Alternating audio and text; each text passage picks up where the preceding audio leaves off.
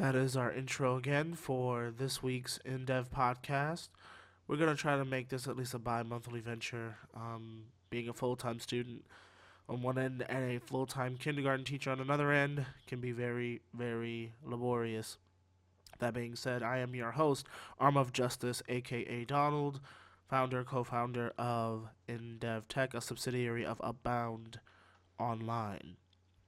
With me is Anthony Kraft, another editor and farmer. Say hello. Hello, people out there. I am, as always, Anthony, co-host of this wonderful podcast, and welcome to the spooky Halloween edition of the InDev podcast. How do you suggest we scare them? I think we do a pretty good job of that already. So let's just keep it normal, keep it consistent.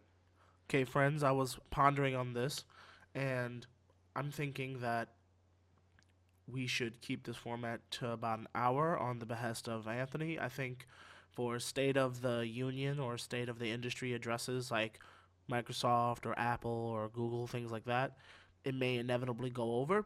And I think those are occasions where we could even invite other people in, have some commentary on it. But our run of the mill podcast will be under an hour, roughly an hour. So let's stick to that. We have a little bit of a rundown here, so I think we should just jump right into it.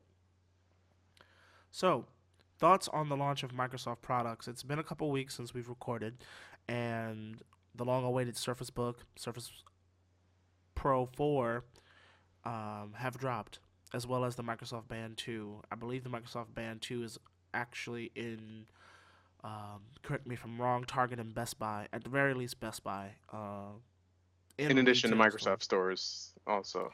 Yes, including the new one that they opened in Manhattan, and they opened it on a Monday when I couldn't be there because I was teaching. Yeah, as it tends to be the case, their uh their launch events are very oddly timed. That is indeed. I will say though that I also, and I don't have this in the rundown, but we could talk about it for a little bit. That night they had a Halo 5 Guardians launch, and I've heard some reviews of the game already. Some positive, some not so much. A lot of critique of the solo campaign. Uh, Well, I mean, as someone who's dipped into it for a bit this week when it came out, I could give a little bit of a review, not a comprehensive one because I haven't finished the campaign and haven't even gotten a chance to dip into the multiplayer, but I'm enjoying it so far. As a Halo fan, as a fan of the lore and the story, I mean, I don't see a significant problem with it just yet. I heard that the problems with the single player campaign is towards the end, where it kind of leaves you with an unsatisfying ending, but I get that they're trying to set up for Halo 6, so I personally probably won't find that too problematic. yeah. You're gonna hear a lot of coughing, folks. I am sick. I'm surprised I lasted this long teaching 5-year olds who don't know how to properly wipe their noses. That being said, I definitely read a couple of reviews that said of the 9 missions, they only got a taste of Master Chief and his blue team, which, if you had no idea of the background history of Blue Team and the expanded lore, you wouldn't know that those are his original Spartan 2 cronies. And no spoilers. I mean, I don't even know it, so I'm not going to spoil it. But even if I did, I wouldn't because I hate spoilers. They all And die, by the way. They all die. everyone dies, Yep. and humanity's finally taken over. Hmm. Sucks for us. No, but suffice it to say, the things that I'm hearing about the solo campaign is that squat mechanics are a little shallow. The revive mechanic is meh, and the fact that you can't get rid of them like you could have in Halo 3 when you're not playing with them is it doesn't lend itself to that solo experience, and that there's not a lot of character depth from John Locke's storyline, which apparently he's all of six of those missions or something like that. I mean, I get that. I get that criticism. What you can do is just kill the AI companions, but It. I think I they can come back, see. don't they? After a while they'll come back, but you can just keep killing them if Yeah, that's but your thing. it's like a chore. And then to top it all off, I heard that like because I played through Halo 4, and Halo 4 definitely had some really smart AI, but in this game, like a lot of times when you die, if you feel like you died because you were outgunned, and that the AI wasn't necessarily particularly smart in that regard. Um, I haven't really encountered any situation like that, at least so far. But to be fair, I've only completed the first few missions, and I'm doing it on normal first, just to get through the story, and then I'll do the heroic and legendary. So it might be different on the higher difficulty levels where the AI really just fails you when they should be, you know, acting as a, you know, companion in the fire team. But I'll see. When I finish the game, next podcast perhaps we'll have more complete thoughts on the game in the multiplayer and campaign. Sounds lovely. Well, in the interest of time, let's move forward. That was an impromptu delve into the whole thing. And let's start talking about Surface Book pricing um, and Surface Pro. A little bit more on the Surface Book. And let me frame the conversation really quickly. A lot of people, obviously critique the pricing. If you think about the Dell XPS 15, which Dell products, by the way, are featured exclusively on an entire floor of the new Microsoft Store in Manhattan, New York City. It's $2,200 for the most decked out version of that 15-inch laptop, and the Surface Pro, excuse me, the Surface Book is topping out at $3,100 for our 1 terabyte SKU, which only came out after the initial pre-orders were gone. And I'm wondering if people felt a little bit upset about that because it's double the internal storage. And what's more, they also added other options for discrete GPUs on like some of the i5 models, so that in between like the baseline and like the next jump up when you finally get a discrete GPU at like a $1,800 level, they added a discrete GPU at like a i5 256 gig variant, which is more affordable for people who don't want so much processing power but still want a discrete GPU in their system. Um, and then there's also some firmware updates that they've been releasing because there's been some little quirks, some mousepad tracking quirks as well. Um, so, what are your thoughts on this? What do you I take away? think I think there really shouldn't be a complaint, honestly. The Surface Book is a premium device first and foremost, and it's a Gen 1 device. So the people buying into it, as much as we've heard that the pre-orders have been sold out and whatever, the people that are buying into this device right now are enthusiasts, people who believe in Microsoft's hardware, they believe in the platform. And with that comes a certain cost, like the Generation 1 Surface Pro. Those people bought into a device that, for all intents and purposes, was a prototype, I guess. And the expensive prices for what you got, you know, I can see why you would be upset, but I don't see why someone who has the money to drop on a $2,500 premium laptop would complain about, not having the capacity to drop an additional $300 to $600 on like the top of the line one. I feel like if you really did want that, get your pre-order, send it back, and then just buy, the 1 terabyte SKU. I would challenge you to imagine a world in which you bought the 950. It came in. You pre-ordered it. Came in the mail. But while it was pre-ordered, towards the end of your pre-order waiting period, they came out with a 64 gig version that if you only pay $50 more, you could have 64 or 128 gig internals. I And would then to I have to would send take the my phone, uh huh send it back to uh them, huh. and buy the new one. Okay, all right, that's fair. I That's would 'cause be. it's within the, especially now if this was like maybe 2 months down the line they did that, you have completely no room to complain. but I could understand wanting to complain. Yeah. But since this is within the pre-order window, there's really nothing stopping you from saying, okay, I don't want this device that I pre-ordered. Let me just get this better one instead. Yeah. It's Now, not. Oh, go ahead. Sorry. I mean, now I was going to say, I understand the sentiment behind it and why you would be frustrated, especially with availability being a little bit confusing right now. But if they had done something like this 2 months down the line, I would understand it completely why people would be upset and frustrated. Yeah. Yeah. I almost understand it.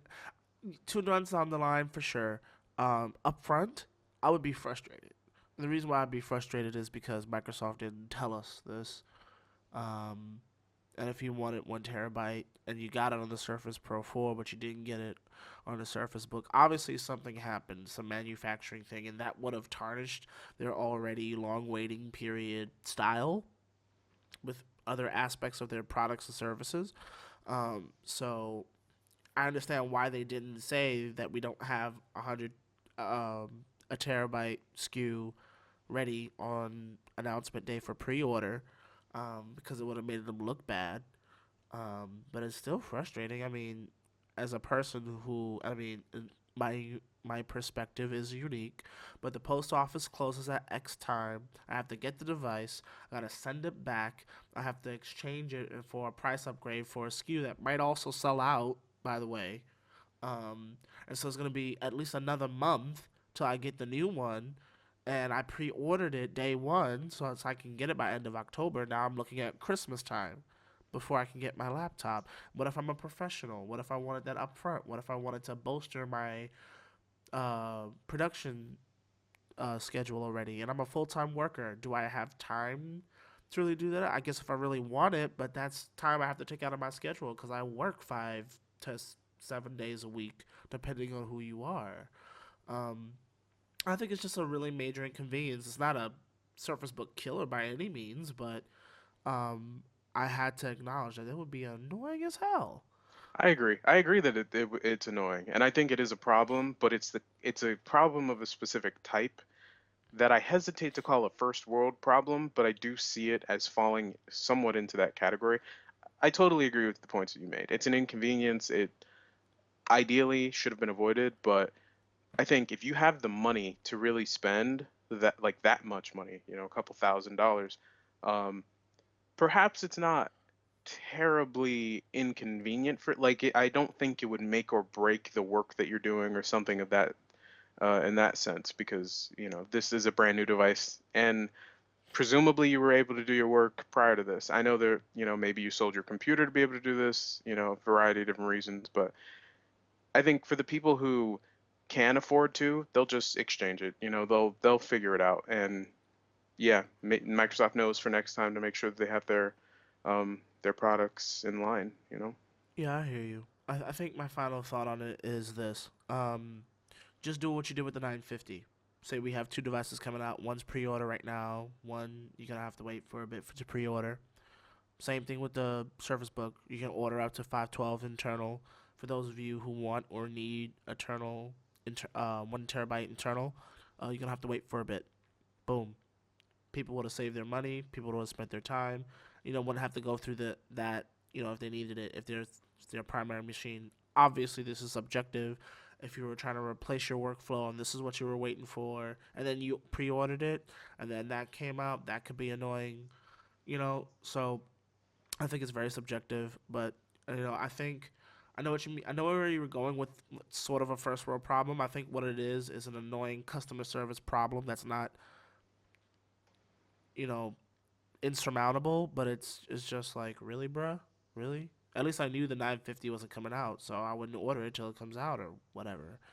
Um, but yeah, let's talk about pricing on it really quickly, though. I'm gonna go back to that world, because you mentioned it's a premium device, it's a Gen 1 device. I get that. Would we give Apple the same critiques? Right, its iPad Pro is really highly priced. Surface Pro 4 range, right? Um, but I keep thinking to myself, the form factor and trying to keep it thin where it is thin, and holding a lot of the processor parts and all that stuff in the screen, and then a discrete GPU in the base, um, is an engineering feat. And I think because of that engineering feat is why the price was so high, and then the novelty of it, you know what I mean, is very much a MacBook competitor. Um, and so I understand that portion, but that also explains why they only use a 1 gigabyte 940M. And since they really haven't revealed a lot about how they're going to tweak this processor to really, this GPU, to really take advantage of it. Panos mentioned it. He was like, "It's incredible how what the same folks behind the Xbox can do." Now, if they somehow manage to like get more from less, um, it's fine. You know, specs are specs. But in the end of the day, if I'm looking at, like I said, the XPS 15 or a Lenovo gaming laptop that might be £5, um, but is only a pound, maybe a little bit less than a pound heavier than a 13-inch MacBook Pro with a CD drive, right? But it has like 4 gigabytes uh, of GDDR5 RAM on a 960M for like 2,000 $2,200, something like that, around that range too. So you're saving almost a grand, and you might outperform that device. Now, depending on who you are, maybe portability is more important to you. But I think anywhere between $500 to $1,000. Who, you know what I mean? Like Hmm. that's especially if that's your craft. Like if you're a gamer or you're a game content producer or just a content producer. If if if the voodoo behind the 940M with a gigabyte of RAM can match the performance of something like a high end Lenovo or a high end Dell, hell, maybe the form factors and the weight gain of about a pound and a half is worth it. Well, like I But said, it's a Gen 1 device. And anecdotally, I've seen Tom Warren for The Verge. He tweeted a picture explaining he was testing the GPU in GTA 5 at full settings on native resolution, which is some crazy like 26. I don't even know. on I the Surface Book, on the Surface Book, it's yeah, I 3,000 by forget the 2,000. 3000 by The 2000. crazy Okay, one so is the Surface Book, Surface yeah, Pro 4. so at native resolution, full settings in GTA 5, apparently he was getting an average of like 20 to 25 frames, which is bad, but I mean, the GPU, it'll perform how it'll perform. I argue that people who are gaming primarily or doing some sort of content production that's related to that would not be buying this device. It doesn't make sense to do so. I think this device is aimed at people who I think it's really just to prove a concept. Ultimately, I don't think if you are looking for gaming or content production where you know that you need a really beefy GPU, that this is a solution for you. I'm sure that this appeals to a certain demographic of people for the form factor, but I think ultimately you're going to want to wait till Gen 2. Yeah, I do think that they revealed it or didn't reveal the GPU specs on purpose. Um, and it was only until somebody tore it down or somebody found out that it was like a 1 gig 940M. But what frustrates me is that they touted it, right? Like they touted it as, um, I mean, everybody imagined wouldn't go anything less than a 960M, but they touted it during the presentation as like it can game and it can, use Adobe Premiere. Like Panos was like, for those of you who like know Adobe products, and I'm a person who knows Adobe products, like I'm like doing full resolution playback right now. And like that did catch me, but when I reflected afterwards, I was like, okay, well, how long will that last? Because those streams will begin to drop frames after a while. And then what kind of footage was he editing?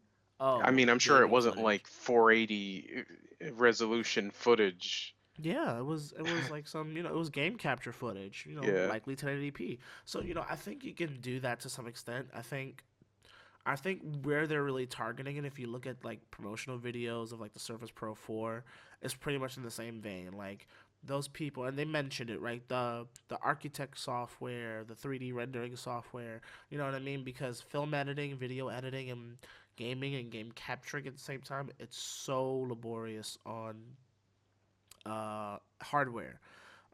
So I would have rather preferred the demo be like 3D rendering and like Autodesk or something like that. You know what I mean? Hmm. Or and then maybe like the Adobe part was fine, but like I think it gave an illusion, and I think that's why like the first time we talked about this on the last podcast, you and I were like, so when are we buying this? And then like when some of the particulars came out, I was like, oh, you know. So I really liken this device to a beefed up XPS 13.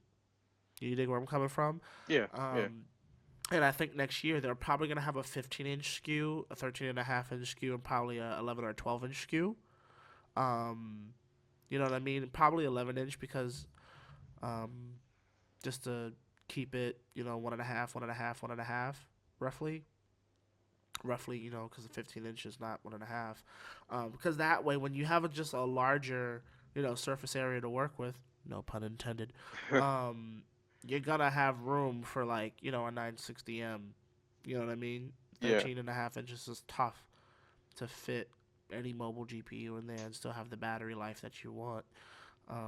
Because again, remember they're touting this as a processor plus GPU combination, but they really didn't mention that. It was like it's just twice as powerful or 30% more powerful than like the MacBook competitor. Well, that considers the discrete GPU in the case of the Surface Book, and um, I'm glad after the fact they finally introduced some of those lower end options with GPU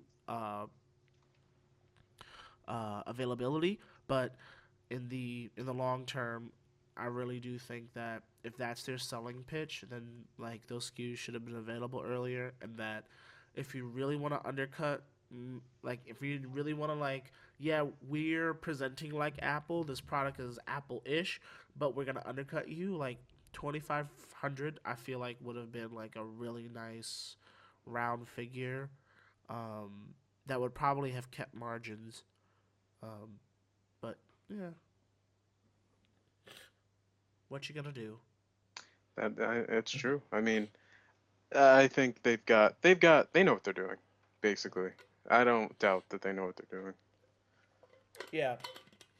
Last little point. If you take out the GPU, and I'm sorry I had to get a sip of water because, like I said, I'm growing sick.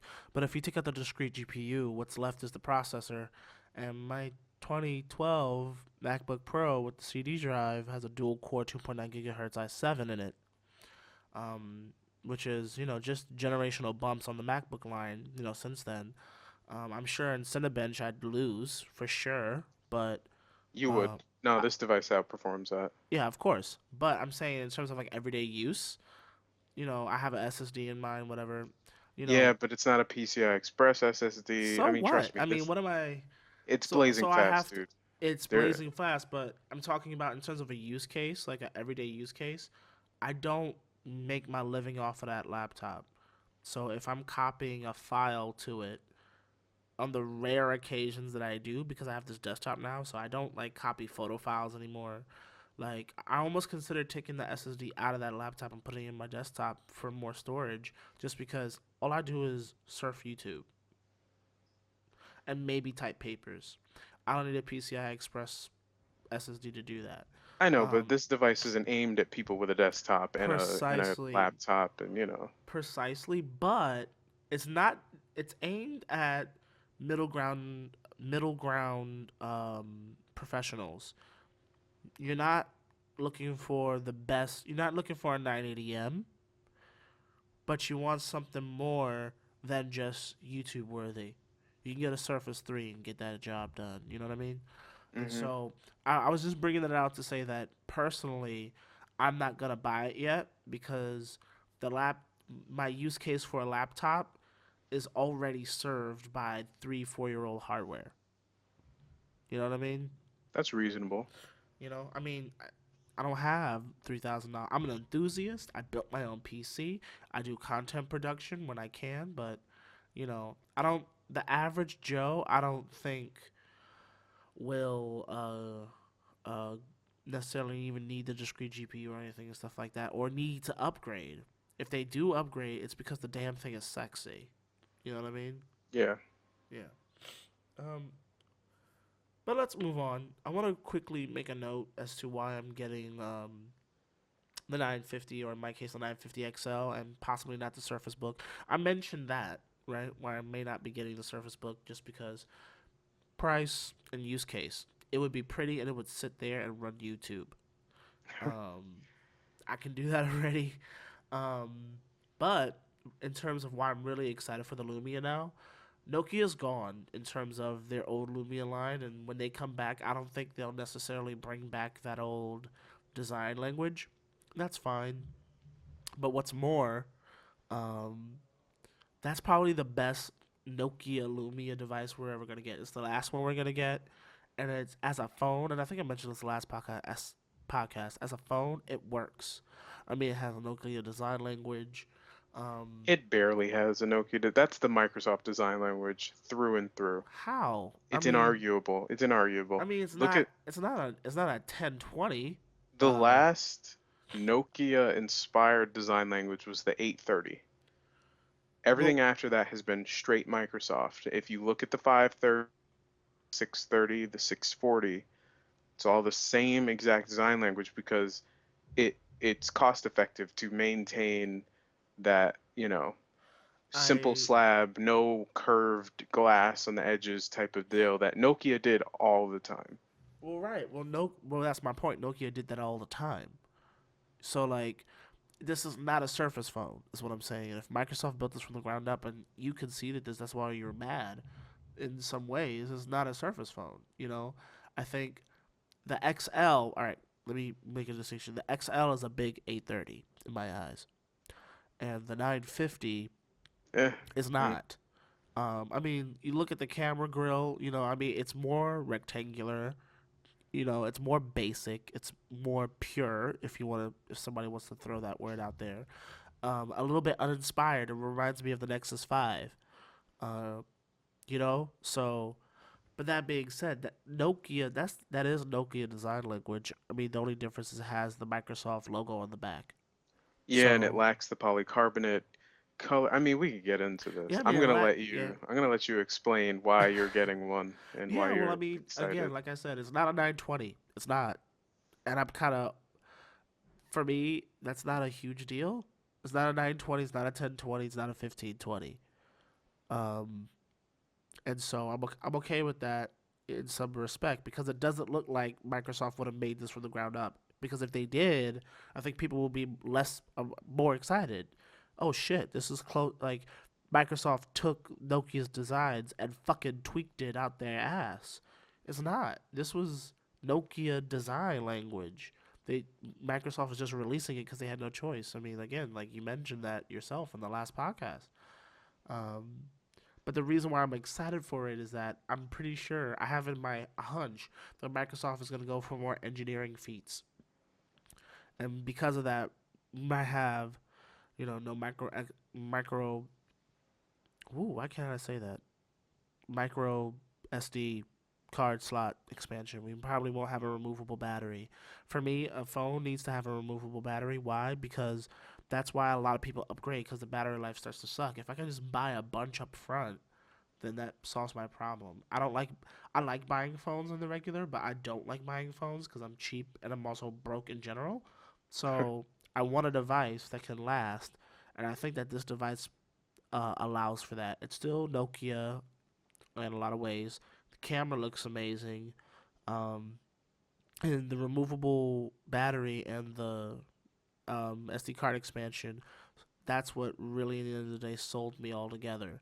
If it didn't have those two features, I'd probably wait for the Surface phone because I'm just like, I want to see what Microsoft comes out with, and then the price for those things will go down if I didn't want whatever Microsoft comes out with because that will also be a Generation 1 product. Um, and unless I'm trying to wait until 2017, 2018 for a Gen 2, Gen 3 streamlined device. This is about as mature as the Nokia design can get. And so I'm gonna grab it while I can. because what Microsoft comes out with next will be the Surface Book for their phones. That's fair. I can't argue against that. I think that's very accurate and fair. Not to say that I'm jaw dropped by the 950 or the XL, but hey. And I'm just gonna throw this in there because I don't want to talk about it later necessarily. My 640 XL sucks. That's another part of the reason. Everything is slow. It's like when I scroll down in a Tumblr port, and it might be the app's fault. It's slow. So then I think, okay, well, let me just talk about regular UI stuff. Twitter app, slow. Going back to the start screen sometimes, slow. I think it's the device. I think if I do a factory reset, it might have something to do with that.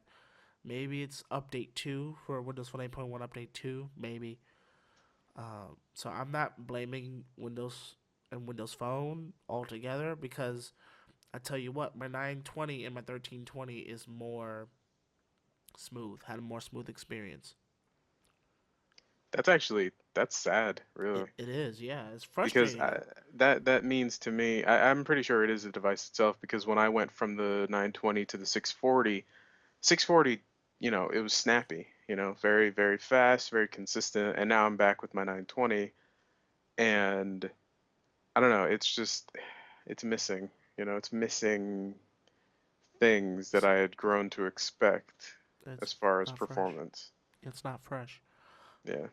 Well, I'll ask you this: when you use six tag on the 640, did you, like how like when you use Instagram on anything but a Windows phone, right? Because we don't have an Instagram app that's worth shit in terms of a first party app. You know how like you just scroll down and the shit loads. Yeah. And six tag, I find like at the beginning, especially on my other devices, it wasn't always the case. You had to wait a second or two. All right, but I'm finding that like I scroll more than a few seconds, and like I've gotta wait a few seconds for stuff to show up, and I'm on Wi-Fi with a very good connection. You know what I mean? Mm-hmm. Have you noticed that? Not really. Um, I honestly can't say that I have. Wow. Okay, so internet, this is probably a unique situation. I'm still under warranty. I might actually hit up Microsoft because um, very much like in Pocket Now, where they got a nine or where they got a One Plus One Two or whatever they call it, and it was doing weird stuff, so they waited for a retail version. I might have to hold off on just reviewing this device because it frustrates me on a daily basis. I mean, I know certain stuff is not a first party app, but like just certain quirks is just really frustrating. Uh, but anyway, let's move on for a little bit. Engadget Live 2015. Did you know about this, Anth? I didn't actually. I'm assuming you went to it? I did. I Wow, absolutely did. that's cool. We've got some first person boots on the ground coverage of Engadget Live 2015 in New York City. That's awesome. Yeah.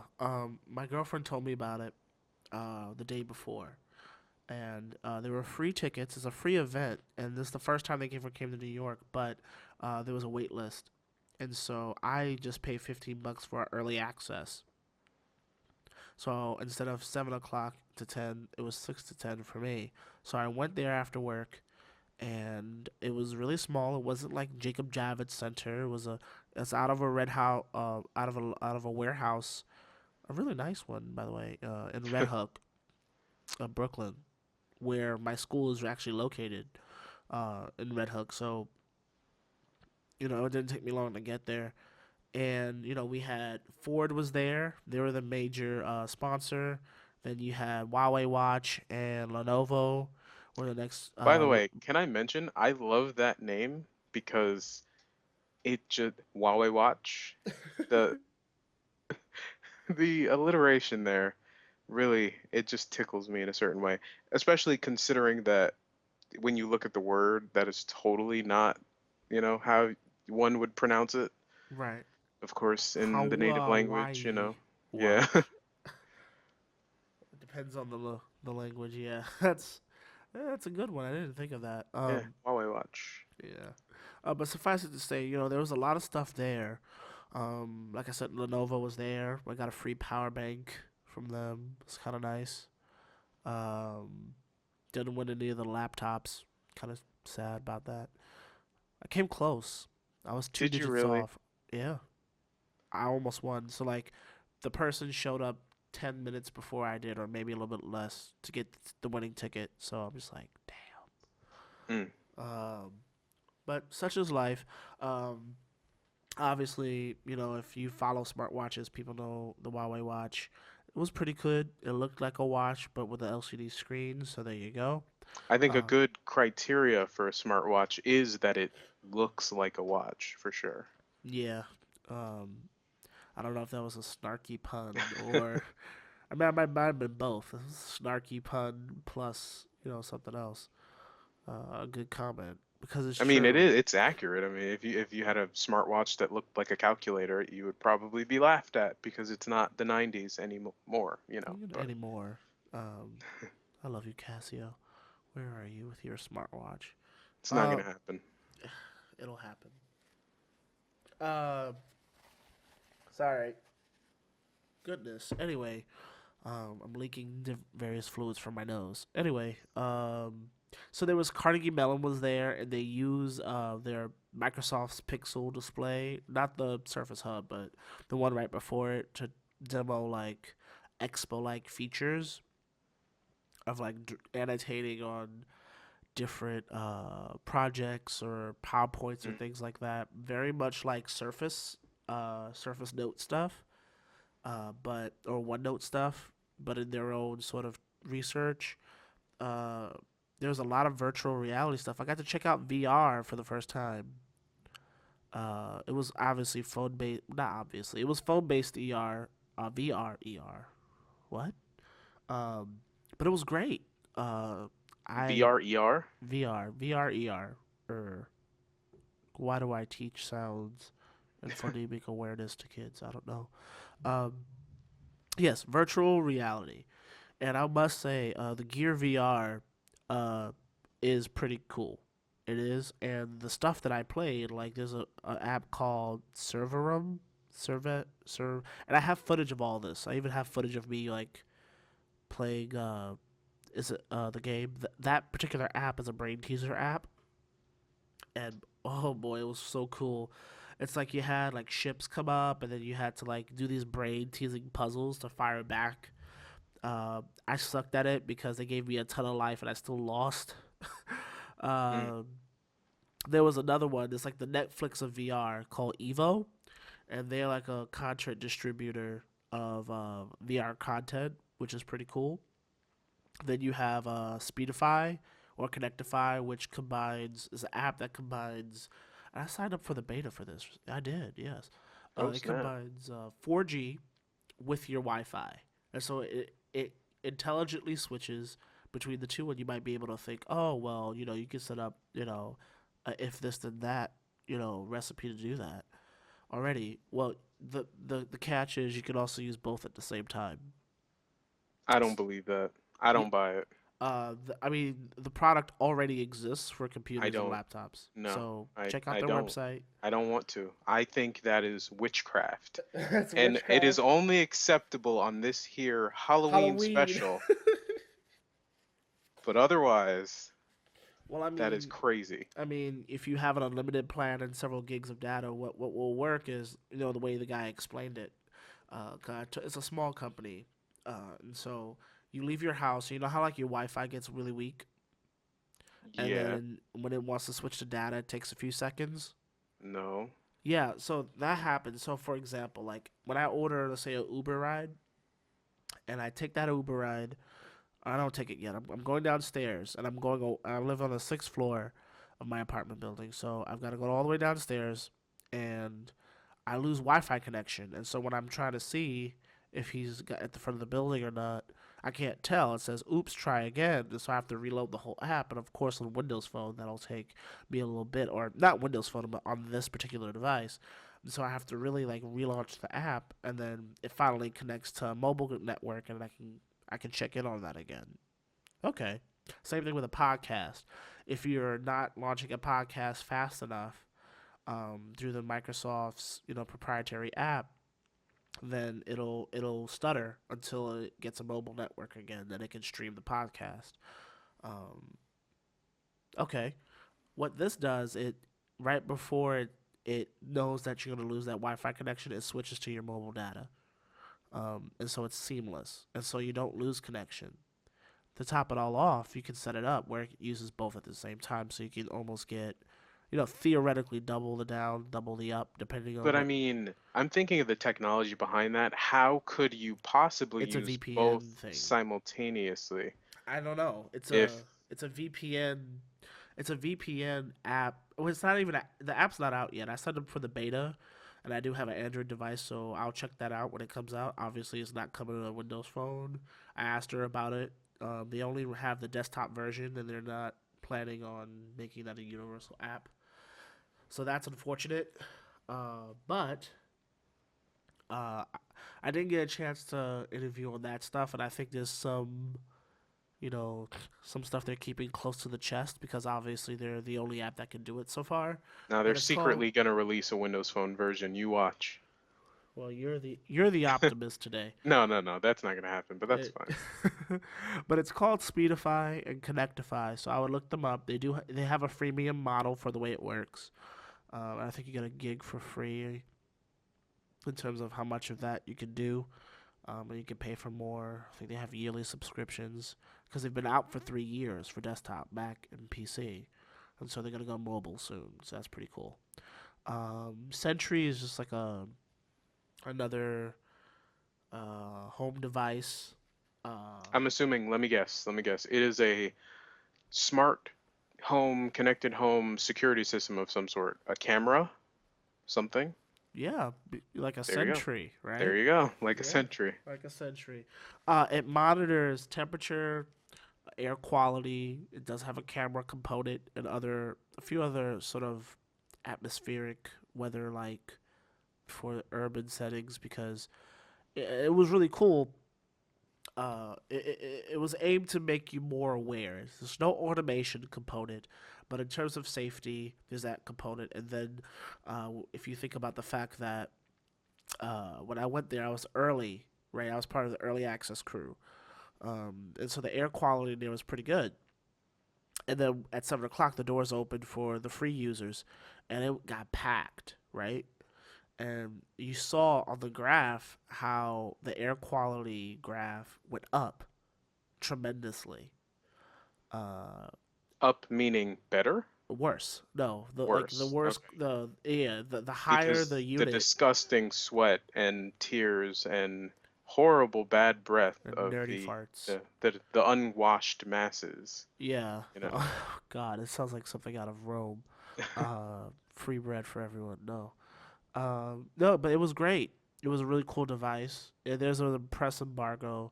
This is a fairly young and immature blog. You know. We can just totally be like, screw that embargo.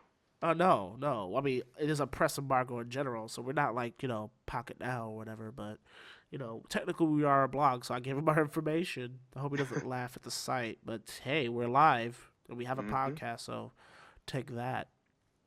I don't think there's any official governing body as to what is and what isn't press. Exactly. If you're small, hey, that works. That being said, what else? Did I miss anything? I think Drizzly is something that I want you to talk about. Drizzly is pretty cool. Um, did Wait, what? Did you type that? Okay. Uh, Uh, Perhaps. I can't. So we'll include that in the podcast. Drizzly, let me actually click on the link because I haven't. I wasn't able to stop by their booth at length. I think I missed the opportunity to get the free promotion from them. But Drizzly mixed you a cocktail if you got there early, and I think it's an app that like monitors. Let me No, no, look no. this up. Okay, I'll discuss it since Yeah. you are completely Oh, deliver, unprepared. right. Air They deliver, yeah, drone they delivered deliver, alcohol. Yes. yeah, yeah, That's crazy, by the way. Drone delivered alcohol, like on demand. yeah. Within an hour to your door, it claims. Yeah. That that's Okay, that's dangerous.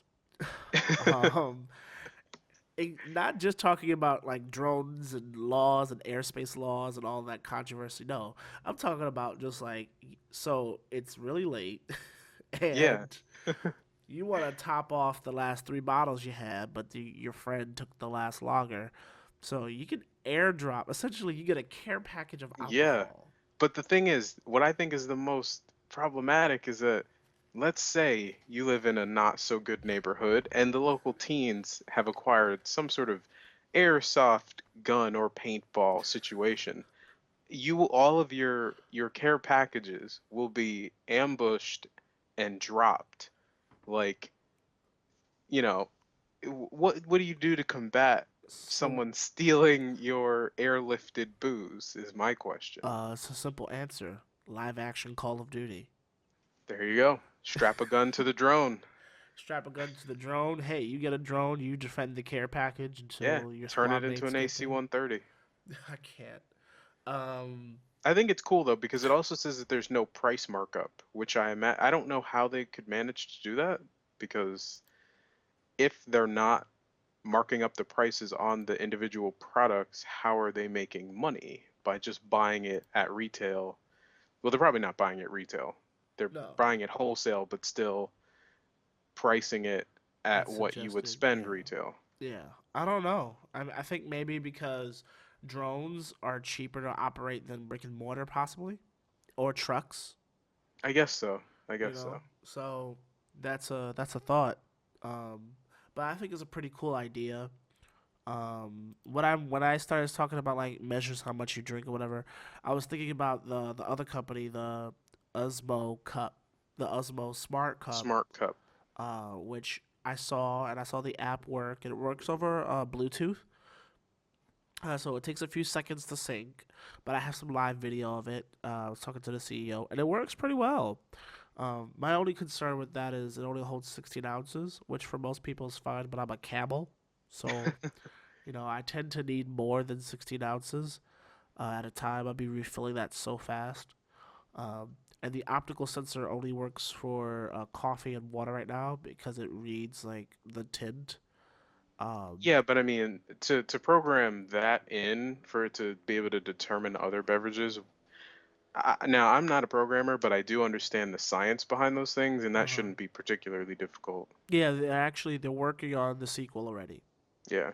So I think they've been kickstarted enough. There's actually only 2 days, but I think there's only one day left. This might be the last day for the Kickstarter.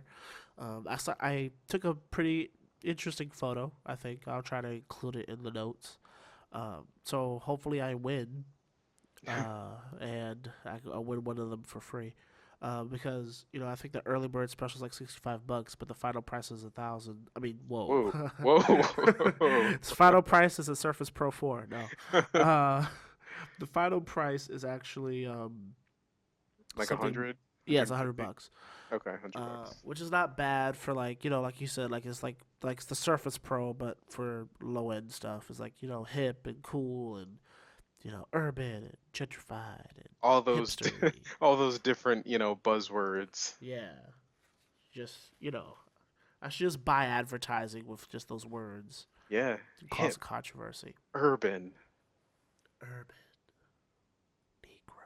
Anyway, uh, if y'all didn't know, uh, we're gonna lose like half our base, which is all of three people. Yeah, we're of the melanated variety over here. We're gonna lose a person and a half. Ha, 3/5 compromise. Anyway, There you go. I also saw Glow, which was pretty cool. It was like glowing headphones of high quality. They're trying to come to Best Buy. It's gonna Is retail it? for 200. Are those the headphones with the cord that has like the LED in it? It's not an LED actually. It's like this material that was developed under the Clinton administration that they never really developed further, and it went to a museum pretty much, and Carnegie Mellon got hands on it. Or not Carnegie Mellon. These guys who used to work for Google got their hands on it. And essentially, it's just photons, kind of like how algae collects light. I mean, all light is just photons. Yeah, but like it's sustainable somehow. It's like the material it's not powered by like LEDs or something like that. It's like this manufactured material. Uh, I It's know. witchcraft yet again Yes, it's Harry on Potter. this There you go. spooky edition of the Indev Yeah, podcast. More because witchcraft. it was weird because they had some of the just the cable, not even just like the audio. They had some headphones, but they had the Hmm. cable, and on the back end of the cable was this module, this cylindrical eight Yeah, I've inch. seen I've seen those before. I saw it, I think last year or something. Maybe I read an article about it. Okay, I can't help myself. I'm sorry, podcast world. I have been slowly getting rid of that for the last like 30 minutes, so it's a small price to pay in my view. Uh, That's okay. You can edit it out. yeah, sure. Probably gonna end up You leaving it won't. in just You won't. right. Yeah, because it's that kind of podcast. We're edgy. We blow Hmm. our nose in your face. Um, yeah. Anyway, short version of it. They're pretty cool. A guy kind of walked up to me and like took a 3D photo, like a 360-degree photo when he was talking to the guys at the glow booth. Just kind of put his arm around me. I was like, okay, but I went with it. It was cool. It was smooth. It was pretty nice. I enjoyed it. And apparently, the final thing I saw at this event. I mean, there was a lot more that I didn't get to see. I did see the Ford booth, and their Sync 3 technology looks pretty cool. It has some Siri integration in there. It's kind of like your standard fare, but it's nice. I think it's cool. It's all proprietary, of course. Um, Mind you, Sync 2, their older version, used Windows, but I'm pretty sure it was a botched version because the sound recognition wasn't there and all that stuff. So obviously it wasn't Cortana or anything like that. So I wondered if they stayed on Windows, if that would have been better. Um, Ooh. you know, Ooh. but Well, I mean, if Microsoft decided to come out with their Windows 10 for auto, whatever, that's hello.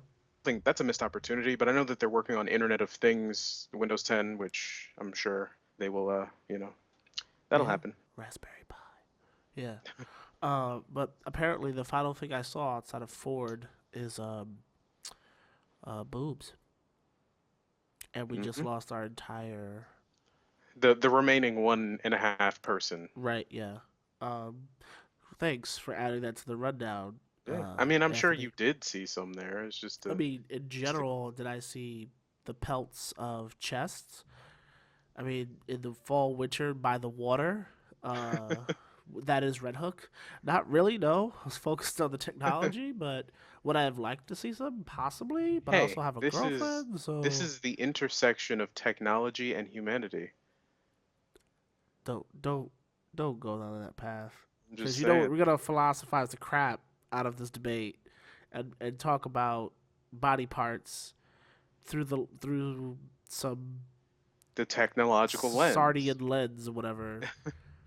Then we're gonna talk about Aldous Huxley and as opposed to Orwell in 1984 versus A Brave New World, and Hmm. how chests are designed to keep us placated, whatever. And the 21st century is only digitizing this. All right, we're gonna stop here, okay? Because we're almost up on our hour. Um, I'm gonna edit some of this video. It's gonna go up on the YouTube page. Because I got some interviews for some of these CEOs, some of the people I talked to. So it was really cool. It was our first ever on the ground boots event, and I'm Hmm. really excited about it. Of which there should hopefully be more. Yes, Yeah. hopefully, yes.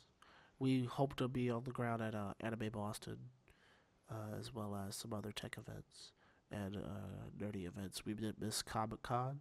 Yeah. Most CES 2016. We're gonna be there. uh, Quote me. Quote me. quote you. Okay, all right. This is the second podcast. Anthony has said we're gonna be you and me, right? At Yep. least. Okay, Yep. we're both gonna be on the floor at C, CES 2016, 2016. 2016. Both of us, and so this podcast will be popular enough where we fund that trip. Yep. Next thing you know, you're gonna be talking about us go to IFA. Yeah. Why not? IFA 2016. Boom. Confirmed. You heard it here first, Confirmed. folks. Oh, okay. All right. I'm gonna look back at this podcast and be like, wow, he's telling the truth, huh? Well, I'm gonna end here. on that because we have one more little thing to talk about, and that is the Pebble Time review. And I might just call it a preview because I talked about it before. Essentially, love the device. It's pretty good. Use cases, I think, is pretty great. I have not pulled out my phone nearly as much. I go to the bathroom on the same floor and I even get emails. That's a little creepy, but hey, it's really helped me just stay in the know without being intrusive. It's very simple, elegant. It disappears on my wrist. It's like a watch. It's really a watch. The thing lasts for like 10 days to 12 days. I'm a lighter user, of course, but even when I used it heavily, it was like a 7 day venture with a really aggressive watch face that refreshed every second. It's nice to look down and see the weather. That's roughly accurate. Hell, it refreshes more than the some of the live tiles here. I can't wait for Windows 10 to take care of that. Um, yeah, RAM management is really huge. Let's multitask like a boss for once. Um, hint hint. The only Yeah, I thing know. huh? I got that Yeah, reference. yeah. The only thing I will mention on it that really frustrated me is that the Gorilla Glass 3, which is across most devices now, it's almost standard even for lower end devices. It's scratched really badly, and I Mm. had the Pebble Time. I mean, excuse me, not the Pebble Time, the Pebble Steel, Pebble steel. and I wore that thing all over the place. And while the wristband, for sure, the metal wristband has a lot of scuffs on it, the screen uh, was fine, and I was not wearing that in any different use cases. So I'm really disappointed. If you clean the screen vigorously, it minimizes the scratches, but those scratches are there. And for a device to which you look down all the time, or not all the time, but to see the time, get it? Um, that can be annoying. So there's that. But I think that's a decent preview to the Pebble time review because I'm sure you have so many more opinions. I And interestingly, ironically, mhm.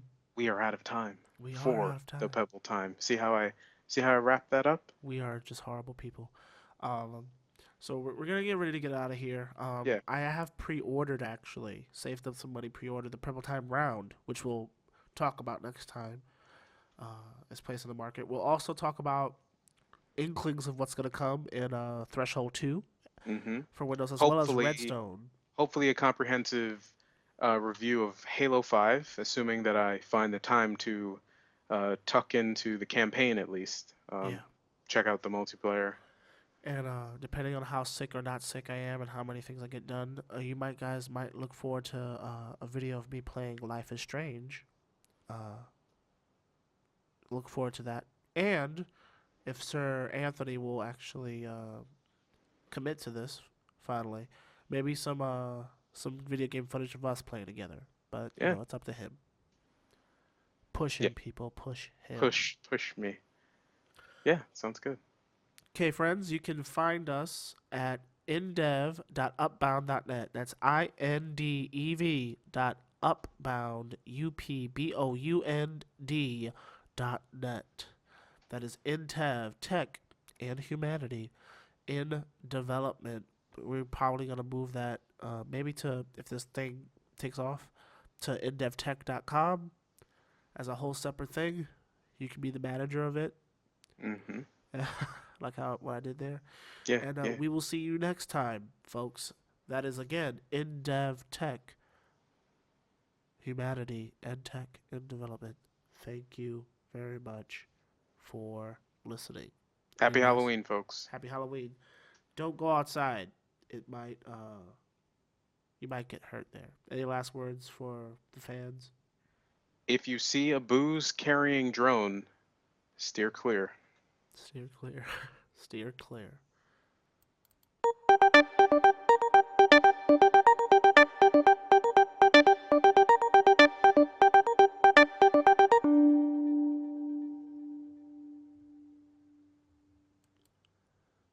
So we've already played our outro. This is the point where we those folks who want to listen to the high quality version of this get a little inkling of weird stuff that happens afterward. I know that's not very organic, but please don't unsubscribe for the very gender, racial. He didn't mean to write the word boobs. Mm-hmm. Like, Technically, comment, he and wrote subscribe boobs. if you like boobs. Okay, this is getting weird. Why are you so weird? No answer for that? Nope. I hate you. Before we start the podcast, we just wanted to let you guys know that a marching band decided to practice for the duration of our podcast. Yet we still decided to publish it, and so there you have it. It's not too distracting between the coughs and the marching band and the occasional church bells from across the street. Nonetheless, enjoy, and thank you for your cooperation and understanding.